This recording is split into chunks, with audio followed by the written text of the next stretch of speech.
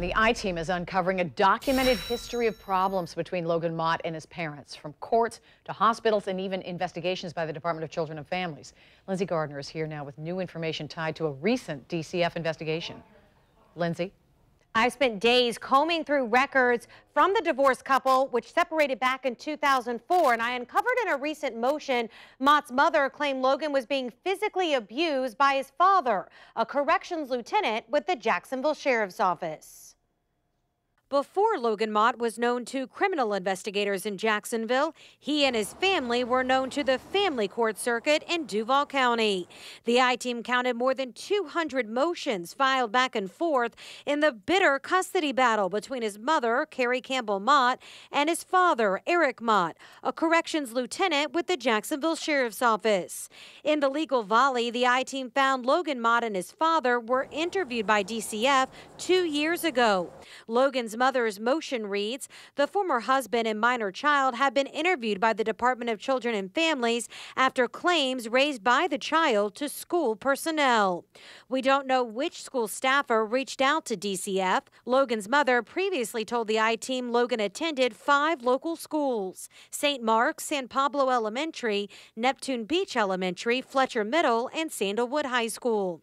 When the I-Team pressed DCF about whether there had been complaint calls on Logan Mott's behalf, a spokesperson responded, per the state confidentiality laws, we are not legally able to say.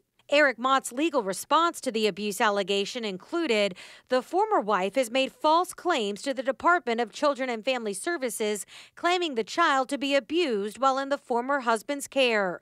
The former wife's complaints are false, fraudulent, and unfounded. In the 200-plus legal filings the I-Team combed through, we could not find a court ruling on the mother's allegations, but we do know Logan remained in the custody of his father.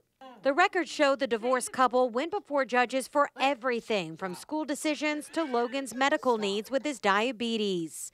In the summer of 2014, this court document shows Logan was physically removed from his mother by police and taken from her Missouri home back to Jacksonville.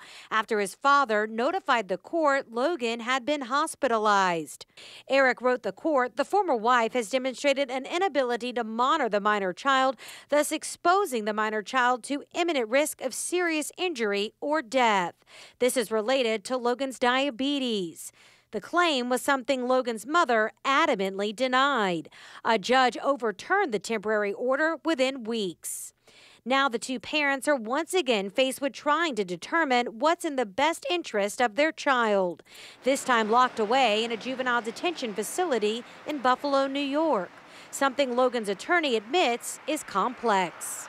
It's a bit of a complicated situation because it was Dad's mother who was found in the backyard, which creates a bit of a conflict of interest on behalf of Dad, because he, on the one hand, would like to see justice for his mother. On the other hand, as a father, I would imagine, and I haven't spoken to him, but I would imagine as a father, he would feel a natural desire to want to protect his child.